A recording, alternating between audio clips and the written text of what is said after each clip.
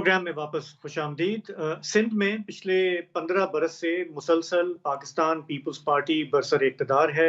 उसकी क़यादत अपने आप को एक प्रोग्रेसिव पार्टी के तौर पर पेश करती है, लेकिन बसा औक़ात ऐसे वाक़यात होते हैं जिससे पार्टी के कौल और फ़ेल में तज़ाद नज़र आता है। इतवार को कुछ ऐसा ही एक वाक़या पेश आया है जिसके बाद पीपल्स पार्टी पर, हुकूमत पर शदीद तनकीद हो रही है कि ये कहते कुछ हैं, करते कुछ हैं। वाक़या सोशल मीडिया पे काफ़ी चला है। इतवार के दिन हमारे दानिशवरों, अदीबों, उसमें मौसीक़ार भी हैं, बाशऊर लोग भी शामिल हैं। वो एक मार्च निकालना चाहते थे जिसे उन्होंने रवादारी मार्च का नाम दिया। उन्होंने कहा कि सूबे में जो मज़हबी इंतहापसंदी है, तशद्दुद की सियासत है, हम उसके ख़िलाफ़ हम बात करेंगे, हम अमन की बात करेंगे। उन्होंने जब ये ऐलान किया तो उनकी ज़िद में तहरीक-ए-लब्बैक पार्टी ने कहा कि हम उसी जगह पे एहतजाज करना चाहते हैं इनके ख़िलाफ़। इंतज़ामिया बीच में पड़ी, उन्होंने कोशिश की कि मामला कुछ हल हो जाए, ये एक दूसरे के बिल्कुल एक मुकाम पे ना करें, अलग-अलग टाइम पे करें। लेकिन तहरीक-ए-लब्बैक पार्टी का इसरार था कि हम बिल्कुल उसी जगह पे और उसी टाइम पे करेंगे। हम जानते हैं कि तहरीक-ए-लब्बैक पार्टी के अक्सर मुज़ाहिरों में तशद्दुद हो जाता है, वहाँ पथराव होता है, लाठी चलती है। इंतज़ामिया को ये डर था कि कहीं ऐसा ना हो जाए। उन्होंने रात देर गए सेक्शन 144 लगा दिया कि कोई भी जलसा-जुलूस नहीं होगा। जब सिविल सोसाइटी के लोग प्रेस क्लब के बाहर पहुँचे, वो निहत्थे थे, पुरअमन थे, तो पुलिस वालों ने उन पर धावा बोल दिया। वहाँ पे काफ़ी लोगों को घसीटा गया, औरतों के साथ बदतमीज़ी हुई, सहाफ़ियों को मारा-पीटा गया। उनमें ख़वातीन भी शामिल थीं और वो जो मनाज़िर सोशल मीडिया पे चल रहे हैं, उससे काफ़ी गम-ओ-ग़ुस्सा है कई हलकों में, क्योंकि वो देख रहे हैं कि इनमें फ़ॉर एग्ज़ाम्पल जो मुंतज़मीन में शामिल थीं, डॉक्टर सूरत थे सिंधु, उनके साथ क्या सलूक हुआ, परियल मरी के साथ क्या सलूक हुआ, रुमैसा चांडियो के साथ क्या हुआ, अदीब हैं जामी चांडियो, उनको पुलिस ने कितना बेदर्दी से मारा। और फिर इन्हीं में सिंध के फ़ोक आर्टिस्ट हैं, मौसीक़ार हैं, जो यहाँ के सूफ़ी पैगाम का प्रचार करते हैं, अमन शांति की बात करते हैं, सैफ समेजो, उनके साथ भी जो सलूक हुआ उससे बहुत सारे लोगों को तकलीफ़ हुई कि ये सिंध पुलिस की आँखों में क्यों खून उतरा हुआ था, वो क्यों वो इस हद तक गए। दूसरी तरफ हम ये जानते हैं कि जो आई विटनेस अकाउंट है, जो रिपोर्टर्स मौजूद थे फील्ड में, उन्होंने देखा कि तहरीक-ए-लब्बैक के जो लोग हैं, उनका इसरार था कि वो भी इस तरफ आएँगे। पुलिस ने उन्हें रोकने की कोशिश की, तो रिपोर्ट्स ये हैं कि वहाँ से पथराव हुआ, पुलिस की एक गाड़ी जलाई गई। पुलिस ने जब फायरिंग की, तो तहरीक-ए-लब्बैक का एक कारकुन जो है, उसकी जान उसमें चली गई। जो वायलेंस के ख़िलाफ़ सिविल सोसाइटी निकली थी, उनके ख़िलाफ़ भी वायलेंस हुआ और इतवार का दिन जो है, उससे नज़र आया कि सिंध में कोई इंतज़ामिया नहीं, कोई वज़ीर नहीं, कोई मुशीर नहीं और एक तमाशे का मंज़र था।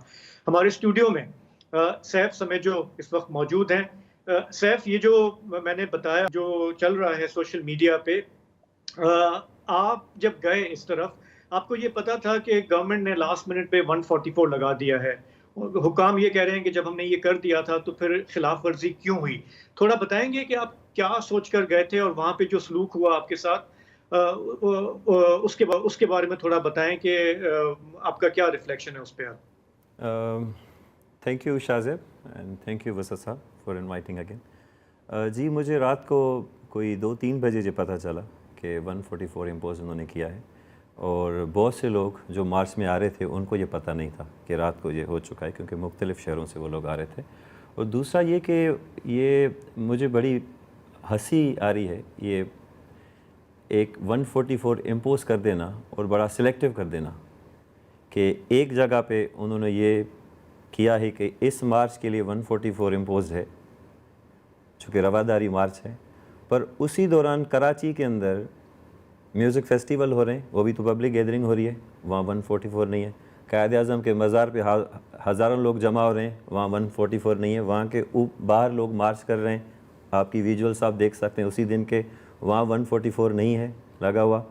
गवर्नमेंट में बैठी हुई खुद मैडम शर्मिला फ़ारूकी, उनकी एक मार्च है, गैदरिंग है, वॉक है, उसमें कोई 40 से 60 लोग शरीक होते हैं, उधर 144 नहीं होता।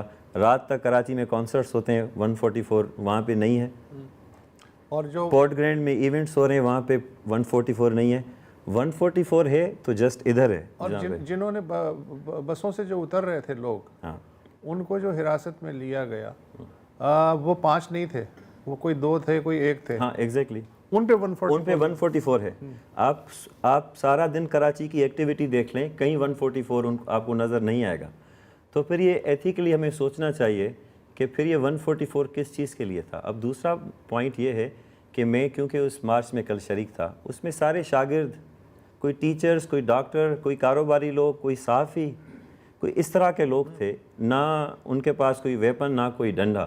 اور جو اس کے اگینسٹ, جو اس کو دھمکی دے کے کہہ رہا ہے کہ میں اب ان کے اگینسٹ آ کے کروں گا, وہ شہر میں جلاؤ گھیراؤ کر رہا ہے, وہ ان کی گاڑیاں جلا رہا ہے, وہ پبلک پراپرٹی کو بند کر رہا ہے, شہر کو نقصان پہنچا رہا ہے, ان کی موجودگی سے انسانی جانوں کو خطرہ ہے.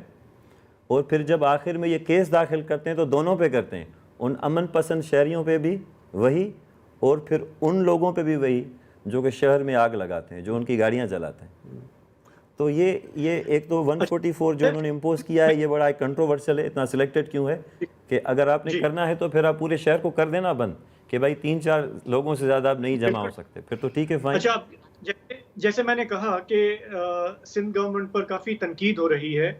پچھلے 24 گھنٹوں میں نے دیکھا کہ بختاور بھٹو زرداری نے ایک ٹویٹ کیا, انہوں نے پرزور اس کی انہوں نے کہا کہ پرامن مظاہرین پر یہ جو بلا اشتعال بربریت ڈھائی گئی ہے, ان کے خلاف کارروائی ہونی چاہیے. ہم نے دیکھا کہ کوئی 7 پولیس والے ہیں جنہیں معطل کر دیا گیا کہ بھائی آپ نے اتنا زور زبردستی کیوں کیا. اور یہ جو وزیر داخلہ ہیں صوبائی, وہ کل تو کہیں تھے نہیں, آج ان کا ایک بیان سامنے آیا ہے ضیاء النجار کا, وہ سن لیتے ہیں. ایک بات میں ضرور کروں گا کہ جب قانون عمل میں آتا ہے اور قانون جو سوشل سول ہمارے ایکٹیوسٹ ہیں وہ سمجھتے ہیں, پڑھے لکھے لوگ ہیں, اور مذہبی تنظیمیں بھی سمجھتی ہیں, وہ پڑھے لکھے لوگ ہیں, کہ جب قانون امپوز ہو, 144 امپوز ہو, تو ریلی نہیں نکلنی ہے. ہم نے ان کو ریکویسٹ کی کہ آپ مہربانی کر کے ریلیاں نہ نکالیں جب تک ہماری شنگھائی کانفرنس ہو رہی ہے, تو اس سے ملک کا نقصان ہوگا. لیکن یہ نہیں مانے, پھر بھی 144 کی خلاف ورزی کرتے ہوئے یہ شہر میں گھسے ہیں.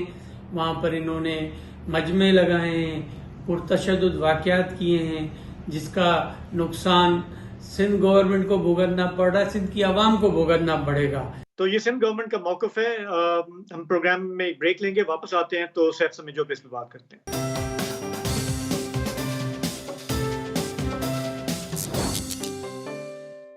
Welcome back. کل کراچی پریس کلب کے سامنے جو ڈنڈا ڈولی ہوئی, سول سوسائٹی پہ جو تشدد ہوا, پولیس تشدد, اس کے بارے میں گفتگو ہو رہی ہے. سیف سمیجو بھی وکٹمز میں شامل تھے. سیف صاحب, آج کی جو ڈیولپمنٹ ہے وہ یہ ہے کہ آپ نے ضیاء النجار جو ہیں وزیر داخلہ, ان کا بیان سنا, وہ کل کا تھا کہ انہوں نے تشدد پہ اکسایا, 144 کی خلاف ورزی کی. میں سوچ رہا تھا کہ پیپلز پارٹی جب اپوزیشن میں تھی تو وہ بھی یہی کرتی تھی, لیکن بہرحال حکومت تو حکومت ہوتی ہے. اچھا, آج جو کارروائی ہوئی ہے وہ یہ ہے کہ 10 پولیس والے جو ہیں معطل تو ہوئے ہیں, مگر ان کی تنخواہ اور برات برقرار رہے گی, ان کی انکوائری چل رہی ہے. اس کے علاوہ آپ کے جو وزیر داخلہ ہیں ضیاء النجار, انہوں نے آئی جی کو طلب کر کے سخت نوٹس لیا ہے, اور انہوں نے کہا ہے کہ ایک غیر جانبدارانہ انکوائری کرائی جائے. اب یہ جو غیر جانبدارانہ انکوائری ہے یہ 2 پولیس افسر کریں گے, ڈی آئی جی ویسٹ اور D I G special branch, تو غیر جانبدارانہ ہو جائے گی. اس کے علاوہ شہری رحمان جو ہیں انہوں نے معافی مانگی ہے, اور انہوں نے کہا ہے کہ میں نے کچھ وکٹم سے ڈائریکٹ جو ہے رابطہ بھی کیا ہے, یہ بہت ہی غلط ہوا ہے. تو شازیہ مری نے بھی تقریباً کہا ہے کہ مجھے شدید صدمہ ہے کہ یہ ہوا کیسے ہوا. تو مطمئن ہیں آپ؟ میری بات ان سے ہوئی ہے جو آپ نے پہلے لیا نام, میڈم شازیہ سے تو نہیں ہوئی ہے, شہری سے, میڈم شہری رحمان سے میری بات ہوئی ہے. انہوں نے بالکل مجھ سے بات کی, اینڈ مجھے ایسا لگا کہ ان کو اس چیز کا بالکل افسوس تھا.